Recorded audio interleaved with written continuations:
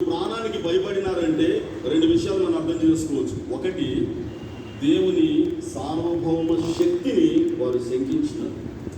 Abraham విషయంలో చూడండి, ఆయన బాధపడినట్లుగా కానీ ఆయన దుఃఖించినట్లుగా కానీ రాత్రంతా సమయం ఉంది. ఆయన దేవుని దగ్గర గోజాడుకోవడానికి రాత్రంతా సమయం ఉంది.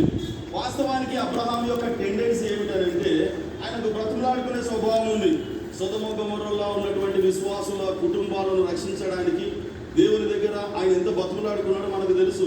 ఆ రోజు రాత్రి అంతా సమయం ఉంది ఇసాకుతో పాటు ఆ కొండ మీదకి ఎక్కి వెళ్ళడానికి. కానీ ఆయన బ్రతుకులాడినట్టుగా కానీ ఇసాకు ప్రాణాన్ని దయ చూపించమన్నట్టుగా కానీ ఎక్కడ ప్రార్థన చేసినట్టుగా లేదు. కారణం ఏమిటి?